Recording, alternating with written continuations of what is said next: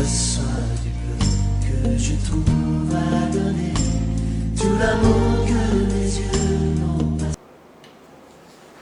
Bien-aimés dans les Seigneurs, merci beaucoup. Encore une fois de plus, nous sommes devant vous pour partager la parole de Dieu. Dieu est tellement bon et qu'il a permis que nous puissions être dans cette chaîne Elohim TV officielle pour t'annoncer cette bonne nouvelle. Mon frère, si tu n'es pas encore inscrit dans notre canal, profitez-en. Chaque fois que nous aurons le message, on va commencer à vous communiquer. Vous allez commencer à recevoir des nouveautés à chaque instant que nous allons lancer cela dans les airs. Aujourd'hui, nous sommes ici avec le serviteur de Dieu, le pasteur Boaz. Je veux que nous puissions partager la parole. Mais cette parole qu'on va partager aujourd'hui, bien-aimés, c'est comme une conversation que je veux que cela se fait entre moi et toi qui me suis en ce moment. Je veux que tu sois quelqu'un qui doit être attentif pour écouter la parole que nous voulons partager en ce moment. Nous allons prier le Seigneur notre Dieu, qu'il commence avec nous ce moment favorable. Prions le Seigneur. Dieu Tout-Puissant, nous te disons merci pour cette parole que nous voulons partager avec mes frères, mes sœurs qui sont devant moi en ce moment. Parle-nous, Jésus. La crainte commence à étouffer notre foi. Nous voulons être libres et marcher avec toi sans crainte. Dieu d'amour, Dieu de miséricorde, nous te laissons ce temps entre tes mains, Jésus. Agis en notre faveur. Parle-nous, Jésus. Je prends l'autorité sur tout esprit qui ne confesse pas ton nom en ce lieu. Que cela soit écarté au nom de Jésus. Éternel Dieu d'amour, Dieu de miséricorde, merci pour ta présence. Sois avec nous. Règne dans nos cœurs. Que cette parole puisse apporter la paix, la victoire, la guérison dans nos vies. Jésus, merci. Que ton nom soit élevé, soit exalté. Ainsi nous te prions. Amen. Je commence encore une fois de plus à vous dire Shalom. Que la paix de Dieu soit avec vous. Bien aimés, nous allons lire la parole de Dieu dans les livres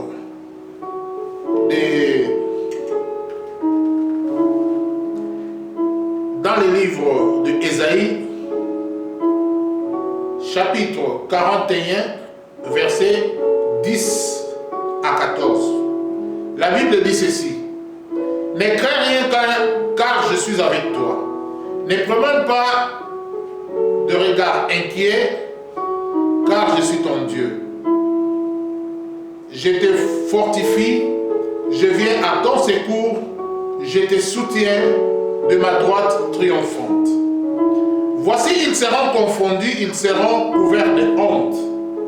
Tous ceux qui sont irrités contre toi, ils seront réduits à rien, ils périront, ceux qui disputent contre toi. Tu les chercheras et ne les trouveras plus. Ceux qui suscitent de querelles, ils seront réduits à rien, ils ne seront plus. Ceux qui te faisaient la guerre, car je suis l'Éternel ton Dieu, qui fortifie ta droite, qui te dit, ne crains rien, je viens à ton secours, ne crains rien. Amen. Alléluia. Je vais partager avec vous ce thème, ne crains rien. C'est vraiment un thème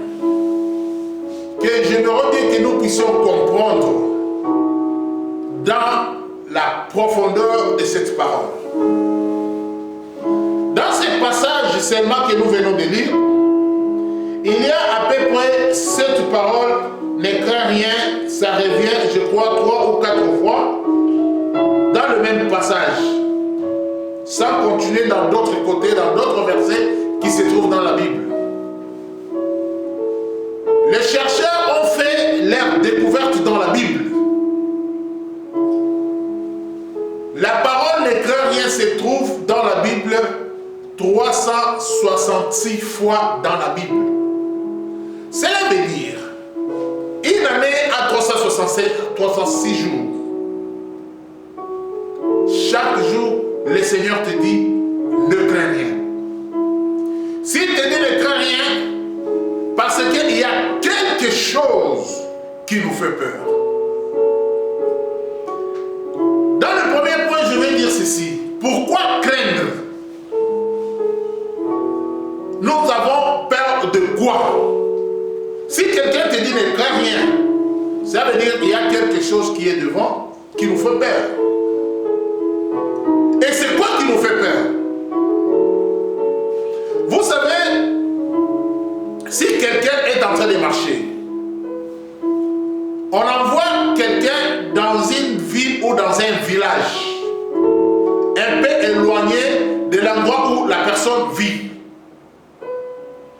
On va lui dire, regarde, comme tu vas sur cette voie, sur ce chemin-là, ne crains rien. Si on te dit ne crains rien, ça veut dire qu'il y a des dangers devant toi, là où tu vas passer. C'est pourquoi j'aimerais te dire, bien-aimé, cette parole ne craint rien représente un garde-fou qui va nous donner la force pour avancer dans un chemin où nous pouvons rencontrer des obstacles, où nous pouvons rencontrer des attaques. Et le Seigneur te prévient pour te dire, ne crains rien. Pourquoi nous craignons? Nous craignons parce qu'il y a des choses, des objectifs à atteindre, que nous ne pouvons pas atteindre ces objectifs parce que nous avons peur. Et Dieu veut que nous puissions enlever la peur devant nous pour arriver à atteindre les objectifs que nous devons atteindre. Alléluia. Quelqu'un veut faire son projet. Il fait son projet pour l'avenir. Tout ce que nous sommes en train de préparer aujourd'hui, c'est pour garantir notre vie future. Dans tous les domaines. Que ce soit dans le domaine physique, social, spirituel, économique et tout ce que vous pouvez penser. Tout ce que nous sommes en train de faire aujourd'hui, c'est pour garantir notre vie future. Je vais prendre le cas d'un étudiant. Il se prépare, il va à l'université, il étudie pendant la nuit, 2 heures, 3 heures du temps. Il va au lit vers 3 heures, 5 heures il est déjà debout pour se préparer à aller à l'université. Il est en train de préparer quelque chose pour sa vie future. Il veut être quelqu'un dans sa vie future. Il veut avoir l'argent pour garantir son foyer, ses enfants, sa femme. Et quelqu'un qui est dans la vie chrétienne, quand il se prépare aujourd'hui, nous disons toujours ne crains rien. C'est pour préparer ta vie future, ton salut. Jésus revient bientôt. Tu dois te préparer. Tu dois avoir l'objectif de ta vie spirituelle. En passant, je vais te dire, cette vie est éphémère. Cette vie n'a pas une longue durée. Tu Tu peux faire 40, 50 ans, 60, 70, 80. Peut-être que tu arrives à 100 ans. Tu crois que tu as beaucoup passé la vie.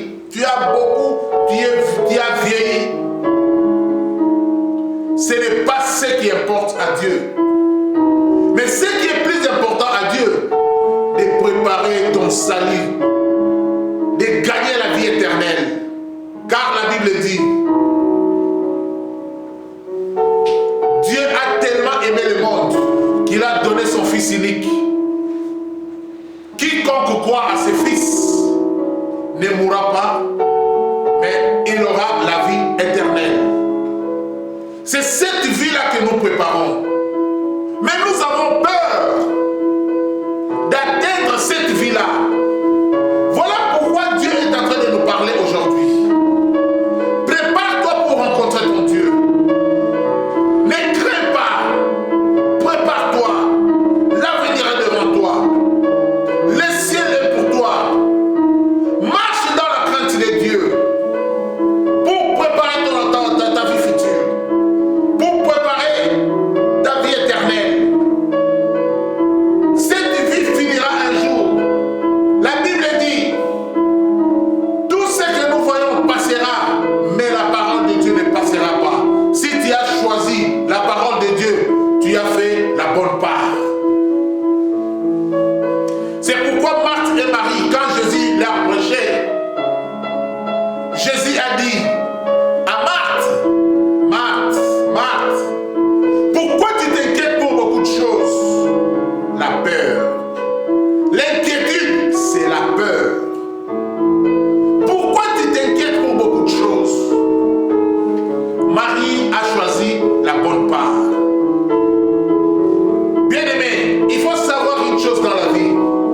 Quand tu te mets à préparer, à faire un projet pour ta vie future, l'ennemi aussi s'assoit pour préparer la façon dont il va détruire cette vie-là. Quand toi tu prépares, lui se prépare pour détruire. Et j'aimerais bien te dire ceci. Ta crainte, parce que tu ne sais pas comment est-ce que tu réussiras à ce que tu es en train de faire. Mais Dieu veut que tu puisses avoir cette assurance en toi. Pour que tu puisses marcher pas à pas avec le Seigneur. Dieu veut que tu puisses marcher avec lui. Regardez la façon dont il marche avec toi. Si tu n'as pas la certitude, Jésus va t'appeler pour te dire, mon fils, ne crains pas. Ne crains pas d'avancer dans le chemin, dans la voie que tu es en train de préparer pour ton avenir. Ne crains pas parce que l'ennemi n'a pas le pouvoir sur toi. Jésus est mort sur la croix pour te donner la victoire. Il a dit, tu es maintenant plus que vainqueur parce que Jésus a vaincu sur la croix. Ne crains pas. Mais tu crains pourquoi? Jésus a préparé tous les atouts pour toi pour que tu puisses vaincre l'ennemi. Ne crains pas. Quand nous marchons la nuit, pendant la nuit, dans des voies illuminées, bien aimé, on a toujours peur. Peut-être on peut rencontrer un bandit. On peut voir, je ne sais quoi, rencontrer quelque chose qui peut nous faire du mal. Et en ce moment, on va te dire, ne crains pas. Ne crains pas parce que tu dois être sûr de ce que tu fais. Si tu n'es pas sûr de ce que tu fais, alors change de vision. Il faut avoir la certitude. Même quand nous nous approchons auprès de Dieu, la Bible nous dit, voici cette assurance que nous avons. Si nous demandons quelque chose au Seigneur, nous croyons qu'il nous écoute. Et si nous savons qu'il nous écoute, nous croyons que nous avons la chose demandée, quelle que soit. Bien-aimé, la peur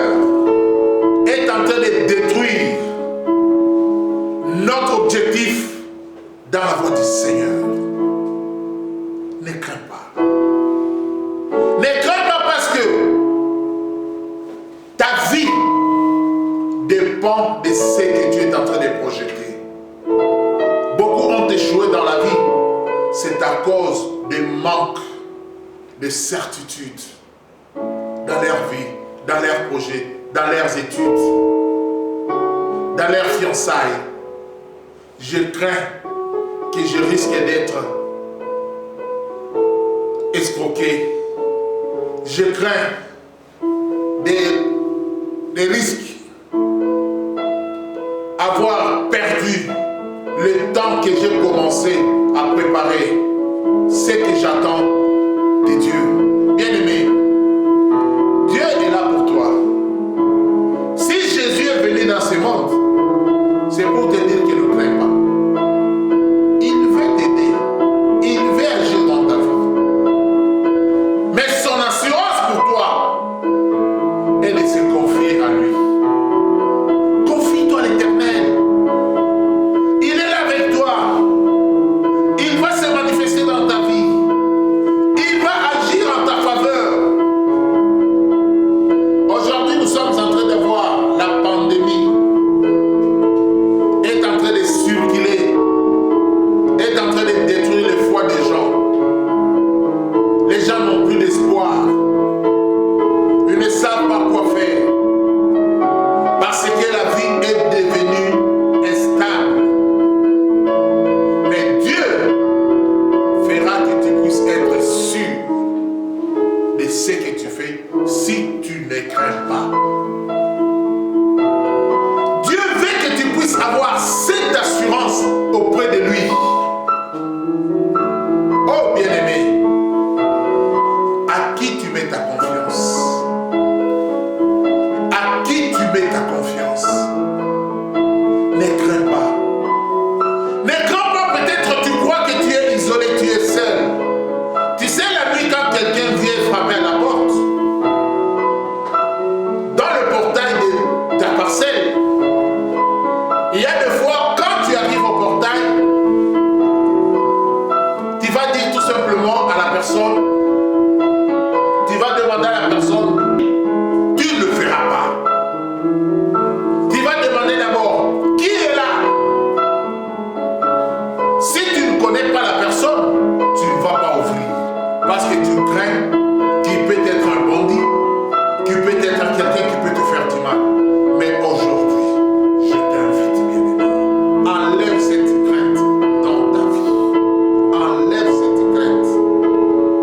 Confie-toi au Seigneur. Enlève cette crainte pour que Dieu puisse commencer une chose nouvelle pour toi. Enlève cette crainte pour que tu puisses avoir l'assurance que Dieu donne à ses enfants. Et celui qui n'a pas peur va recevoir la grâce de Dieu dans sa vie. Je t'invite, bien-aimé, si tu sais que la crainte a toujours envahi ton cœur, fais cette prière avec moi pour que Dieu puisse vraiment te guider. Dieu va te guider. Sois sans crainte. Ne crains rien. Prie avec moi. Dis, Seigneur Jésus, j'ai peur dans mon environnement. J'ai des gens qui m'ont promis le mariage, le travail, mais j'ai peur. Je ne sais pas comment m'y retrouver. Mais la Bible dit, ne crains rien. Laisse que Dieu puisse te guider pour atteindre l'objectif qu'il a préparé pour toi. Le ciel